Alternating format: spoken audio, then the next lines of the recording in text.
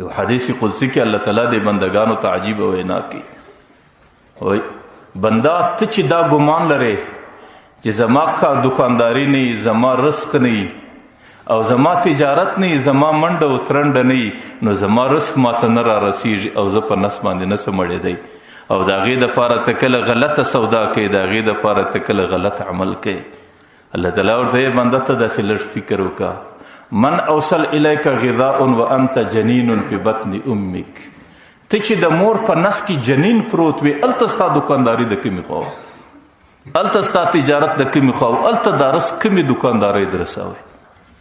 د مور په نس کې چې بچی پروتي، د هغې د نامه رګ د مور د رګ سره تړلی، او د مور د بدن څخه په دې رګ کې د بچي له وینه ورځي، دا د دې بچي خوراکي بچی په دې پرورش کی.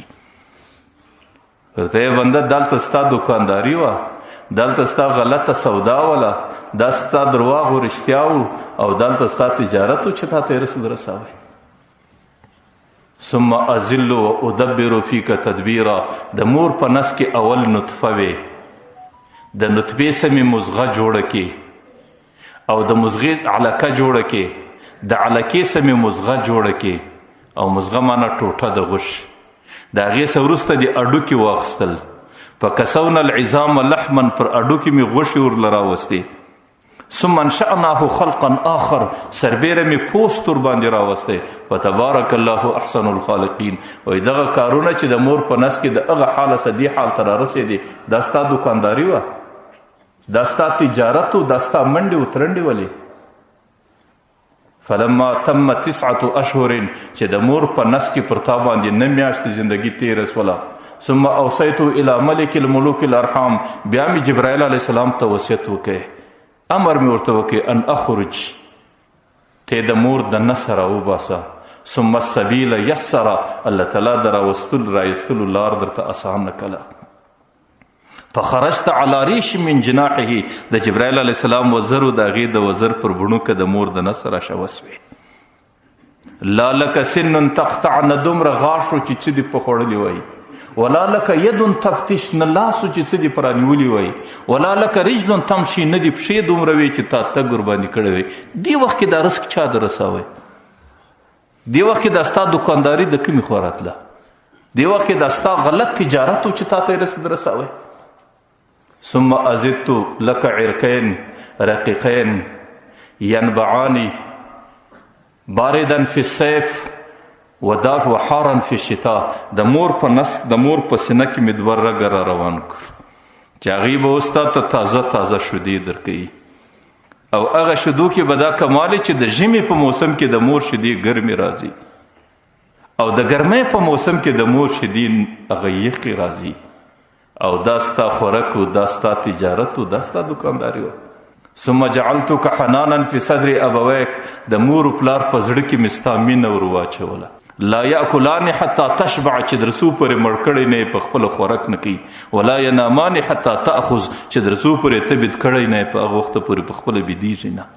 ته دغه د مور محبت، د پلار محبت، دا ستا د دکاندارۍ نتیجه وه، دا ستا د غلط کاروبار نتیجه وه. ورته فلما اشتدت وفقرت زهرک، وایي چې کله ته ځوان سوې، ته مضبوطه سوې، او زما تدبیرونه ټول په تا کې راوچلېدل، در دې ځای مې راورسولې.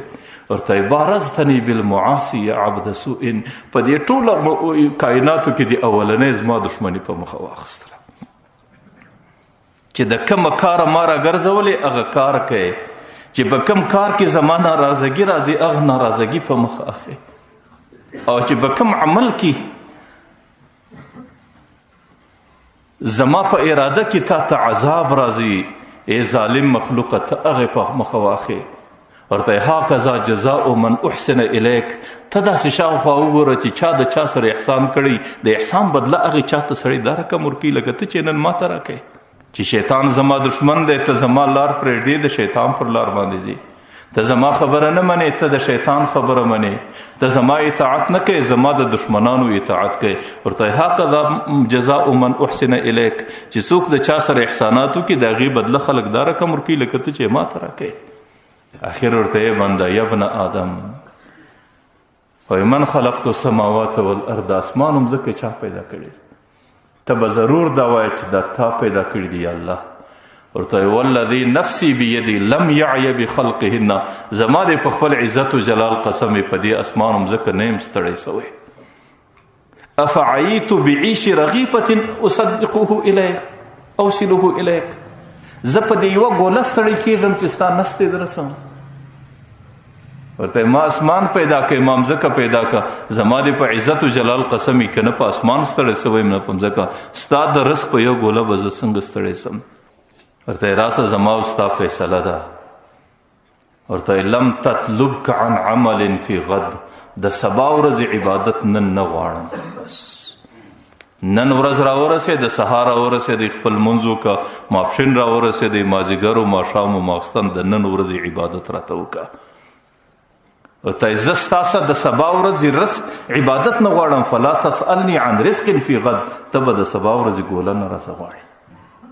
ته نن عبادت وکړه، ماښام له ګوله د رسول زما ذمواري ده، لیکن سبا ورځې عبادت زه نه غواړم او ته به د سبا ورځې نفقه ورځ زما څه نه غواړې. بس که سبا ورځ پر تا راورسېدله بیا به زه تا ته خامخا رزق ورسوم. فإني لم انس من عصاني فكيف من اطاعني، چې کم څوک زما دشمنان دي هغوی ما در اوسه په رزق کې نه دي هېر کړي، نو ته چې زما نیک بنده سې، زما اطاعت گزاره سې، تا به څنګه هېروم. هغه شاعر نه وایي ای کریمی که از خزانه غیب گبر و ترسارا وظیفه خورداری، دوستان را کجا کنی محروم تو که با دشمنان نظر داری.